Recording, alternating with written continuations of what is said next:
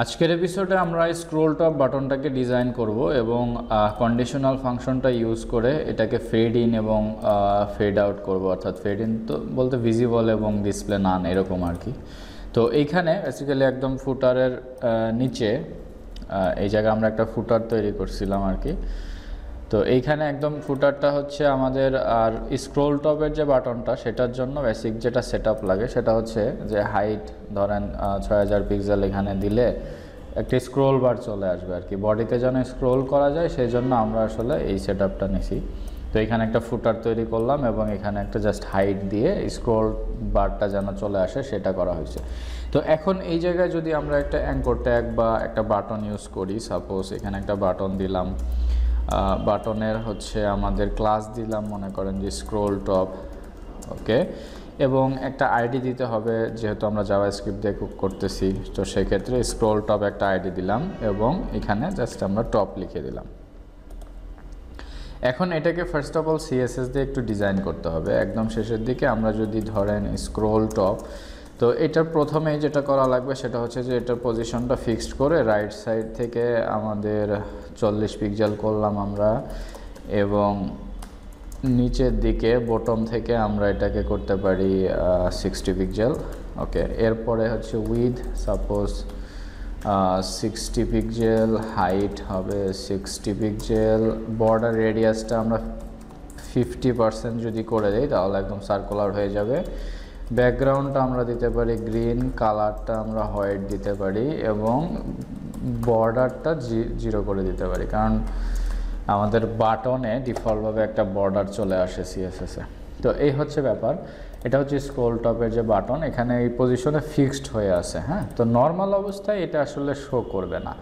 এটা নর্মাল অবস্থায় আমাদের যদি আমরা বলি সেটা হচ্ছে যে ওপাসিটি 0 থাকবে এবং ভিজিবিলিটি হিডেন করতে হবে। হ্যাঁ, ওপাসিটি 0 এবং ভিজিবিলিটি হিডেন মানেটা হলো যেন সেটা ওটা না থাকে। আমরা কিন্তু এর আগে অলরেডি ডিটেলস আলোচনা করছি সিএসএস ক্লাসে যে ভিজিবিলিটির যে ব্যাপারগুলো। সাপোজ ধরেন এখানে আমরা ভিজিবিলিটি দেই নাই, হ্যাঁ, কিন্তু বাটনটা আছে কোনো না কোনো জায়গায়, এই বাটনটা আছে আর কি। এই যে দেখেন এইখানে কার্সর, যেখানে বাটনের উপরে গেলে এই যে কার্সর চেঞ্জ হয়ে যাচ্ছে, তার মানে এই জায়গায় ওই বাটনটা আছে, ঠিক আছে। কিন্তু যদি আমরা ভিজিবিলিটি হিডেন করে রাখি সেটা আর থাকবে না, সেটা আর পাবে না। হ্যাঁ, সেটাকে আর অ্যাক্সেস করা যাবে না। আপনি যেখানেই এই কার্সর নেন না কেন, এই দেখেন এই সাইডে কার্সর নিলে এখন আর ওই কার্সর পয়েন্টারটা আসবে না, অর্থাৎ বাটনকে সে আর ধরতেই পারতেছে না এরকম। তো যার কারণে আমরা ভিজিবিলিটি হিডেনটা রেখে দেবো। তো এখন যেটা লাগবে আমাদের সেটা হচ্ছে যে জাভাস্ক্রিপ্টের মাধ্যমে আমাদের একটা ফাংশন কল করতে হবে। জাভাস্ক্রিপ্টের মাধ্যমে একটা ফাংশন কল করতে হবে কি, সেটা হচ্ছে স্ক্রোল টপে আমাদের এইটাকে ভিজিবিলিটি হিডেন মানে একটা ক্লাস আমরা অ্যাড করে দিতে পারি। সেটা হচ্ছে যে স্ক্রোল টপে যদি ধরেন ওপেন বা ভিজিবল, হ্যাঁ, ভিজিবল একটা ক্লাস দিলাম সাপোজ মনে করেন। ভিজিবল ক্লাসের ভিতরে কি থাকবে, ওপাসিটি 1, ভিজিবিলিটি ভিজিবল, জাস্ট এটুকুই। এবং রাইট থেকে বটম থেকে যদি আমরা এখানে এটাকে আমরা যদি করি 40, আর যখন ভিজিবল হবে তখন বটম থেকে হয়ে যাবে 60, তার মানে 20 পিক্সেল উপরের দিকে চলে আসবে একটা অ্যানিমেশন হয়ে। আর এটার জন্য আমাদের অবশ্যই ট্রানজিশন ইউজ করতে হবে 0.3 সেকেন্ড, ওকে। তো এই হচ্ছে ব্যাপার। তো এখন আমরা জাভাস্ক্রিপ্ট দিয়ে চাইলেই কিন্তু কি করতে পারি, স্ক্রোল টপে ভিজিবল ক্লাসটা অ্যাড করে দিতে পারি। কিন্তু এটা আসলে কখন করব, আমরা সবসময় কি ডকুমেন্টের ভিতরে যে কোনো একটা এলিমেন্টকে ধরে তারপরে আমরা ইভেন্ট লিসেনার কল করছি, যে ইভেন্ট লিসেনার ক্লিক হবে নাকি মাউস ওভার, যাই হোক। তো এখন আমাদের বিষয়টা একটু উল্টা হবে। সেটা হলো যে আমাদের কিন্তু এখন আমাদের ডকুমেন্টটা স্ক্রোল হচ্ছে না, আমাদের স্ক্রোল হচ্ছে উইন্ডো, ঠিক আছে। তো এই উইন্ডোটা স্ক্রোল হচ্ছে। তো এখন আমাদের তাহলে কি করতে হবে, ডকুমেন্টের জায়গায় উইন্ডো অবজেক্ট ব্যবহার করতে হবে। তো আমরা যদি উইন্ডোর ভেতরে আমরা অ্যাড ইভেন্ট লিসেনার করি, অর্থাৎ উইন্ডোর ভেতরে আমরা ইভেন্ট লিসেনার করবো, একটা ইভেন্ট অ্যাড করব। সেই ইভেন্টটা কি হবে, স্ক্রোল হবে, ক্লিকের মতো স্ক্রোলও একটা ইভেন্ট। তার মানে উইন্ডোর ভিতরে আমরা একটা ইভেন্ট দিয়ে দিলাম স্ক্রোল, অর্থাৎ উইন্ডো যদি স্ক্রোল হয়, হ্যাঁ, তাহলে কি হবে, একটা ফাংশন তৈরি হবে। সেই ফাংশনটা আমরা কি দিব, এই জায়গায় ফাংশন। তো ফাংশন লেখার সিস্টেম হচ্ছে এটা, ফার্স্ট ব্র্যাকেট এবং সেকেন্ড ব্র্যাকেট। তো এখন এই ফাংশনের ভিতরে আসলে কি ঘটবে, এই ফাংশনের ভিতরে ধরেন একটা অ্যালার্ট চলে আসবে সাপোজ, হ্যাঁ, এখানে হাই দিস ডট অ্যালার্ট চলে আসলো, অর্থাৎ উইন্ডোর ভিতরে সে একটা অ্যালার্ট দিবে আর কি। তো এটা ধরেন অ্যালার্ট লিখলেও যা দিস ডট অ্যালার্ট একই কাজ করতেছে দুইটা। তো এখন ব্যাপারটা হচ্ছে যে এটা স্ক্রোল করা হলে এই যে দেখেন একটা অ্যালার্ট দিয়ে দিচ্ছে, এটা নর্মালি থাকবে না, নর্মালি অ্যালার্ট দিবে না, যখনই আপনি স্ক্রোল করবেন তখনই অ্যালার্টটা চলে আসবে। তো এই জন্যে তার মানে আমরা উইন্ডোর ভিতরে স্ক্রোল ইভেন্টটা কিন্তু কাজ করাইতে পারছি। তো এখন দেখেন আমাদের যেটা লাগবে সেটা হলো যে আমরা চাচ্ছি যে যদি এই স্ক্রোল বারের যে পজিশনটা আছে, এই স্ক্রোল বারটা 200 পিক্সেল স্ক্রোল করে আসলে আমাদের স্ক্রোল টপে ওই ক্লাসটা অ্যাড হয়ে যাবে, এটা আমরা চাচ্ছি। সেটার জন্য আমরা আসলে কি করব, সেটার জন্য আমরা স্ক্রোল বারের যে পজিশনটা আছে সেটাকে আগে ফাইন্ড আউট করতে হবে ডাইনামিক্যালি। একটা ভ্যালু দিলাম লেট, মনে করেন যে স্ক্রোল বার হচ্ছে পজিশন, হ্যাঁ, বা স্ক্রোল বার ডিস্টেন্স, যে কোনো কিছু দিতে পারি, scroll bar position equal to. এখন ব্যাপারটা হচ্ছে যে এই যে স্ক্রোল বার পজিশনটা এটা আসলে কি হবে, এই যে স্ক্রোল বার কতটুকু স্ক্রোল করে আসলো, তাই না, এটাই তো আমাদের এখানে দিতে হবে। তো সেটা আমরা আসলে কিভাবে করব, তাই না। তো সেক্ষেত্রে আমরা এখানে দিতে হবে হচ্ছে উইন্ডো ডট, এখানে আমাদের যেটা লাগবে সেটা হচ্ছে যে ওকে উইন্ডো ডট স্ক্রোল টপ, এই যে স্ক্রোল বার আমাদের।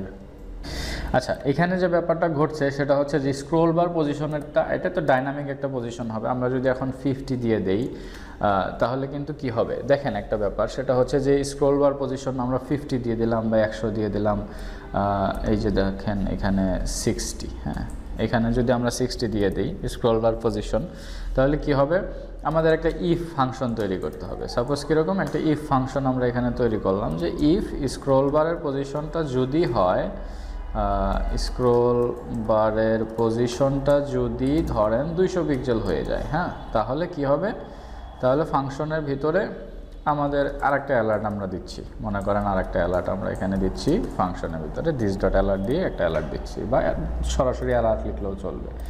এখন ব্যাপারটা হচ্ছে যে এটা আপনি যতই স্ক্রোল করেন না কেন কাজ করবে না, এটার কারণটা কি, স্ক্রোল বার পজিশনটা 60 একদম ডাইনামিক, এটা তো ডাইনামিক দিতে হবে, কারণ স্ক্রোল বার পজিশনটা কিন্তু চেঞ্জ হবে প্রত্যেকবার স্ক্রোল করার সাথে সাথে, এটার পজিশন কিন্তু আপডেট হচ্ছে, দেখেন 100 200 300 এইভাবে কিন্তু আপডেট হচ্ছে।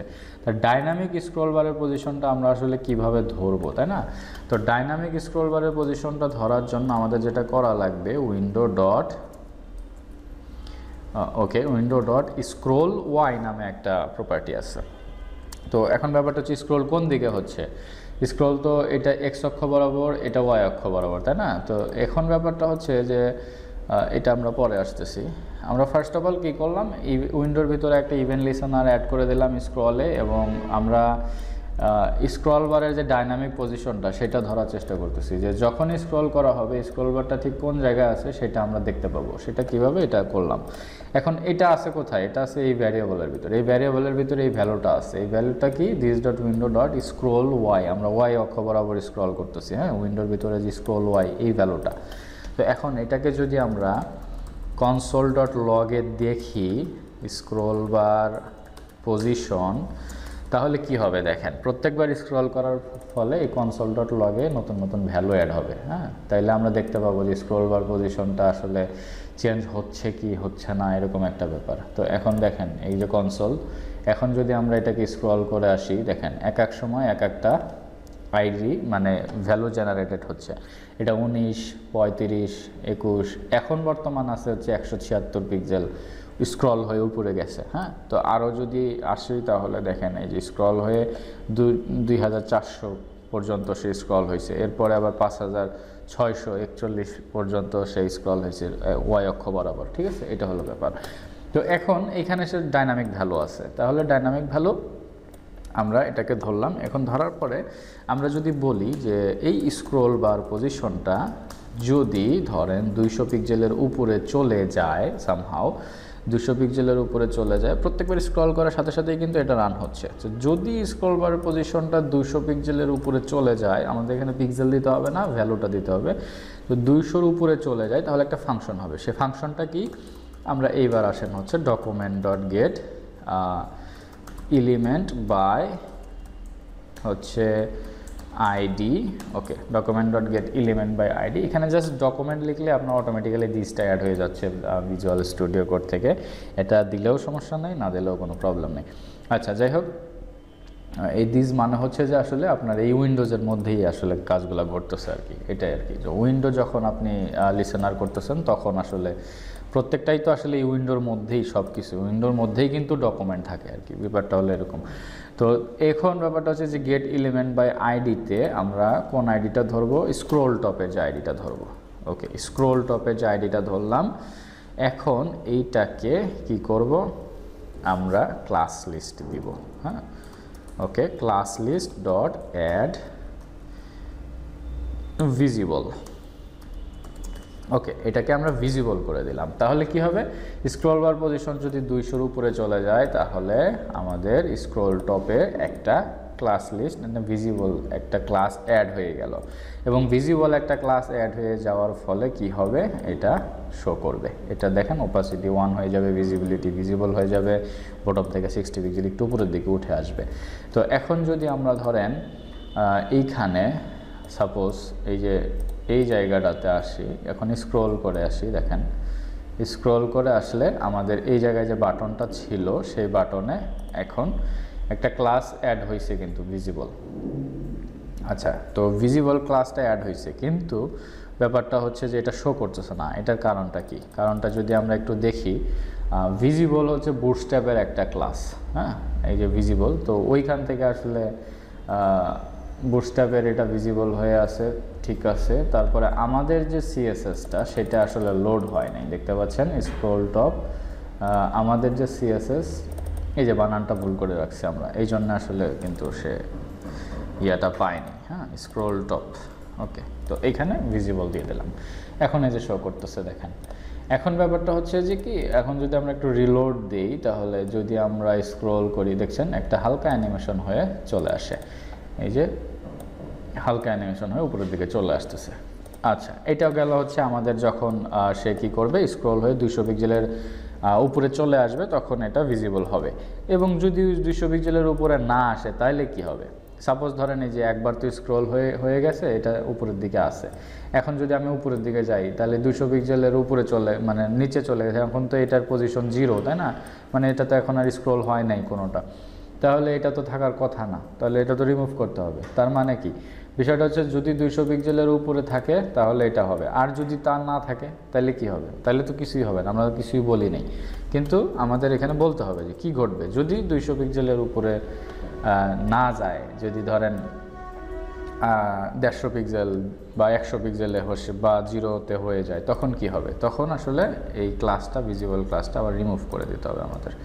তো ক্লাস লিস্ট ডট কী করতে হবে, রিমুভ করে দিতে হবে। তাহলে সিম্পলি আমাদের এটা এই যে ওপেন হলো, এই যে চলে গেল, এই যে ওপেন হলো চলে গেল। সিম্পলি আমরা কিন্তু এই ফাংশনটা দিয়ে আমরা আমাদের এই স্ক্রল টপের ফাংশনটা করে ফেললাম। তো এটা হচ্ছে আমাদের জাভাস্ক্রিপ্টের একটা দারুণ একটা ফিচার। তো আমরা এটা কিন্তু করে ফেললাম। এখন ব্যাপারটা হচ্ছে যে নেক্সটে আমাদের আরেকটা যেটা কাজ করা লাগবে সেটা হচ্ছে এখানে ক্লিক করা হলে আমার স্ক্রল করে উপরের দিকে নিয়ে চলে যেতে হবে। এটা হচ্ছে আমরা আরেকটা ফাংশন দিয়ে করব এবং ওই ফাংশনটা আমরা নেক্সট এপিসোডে দেখব।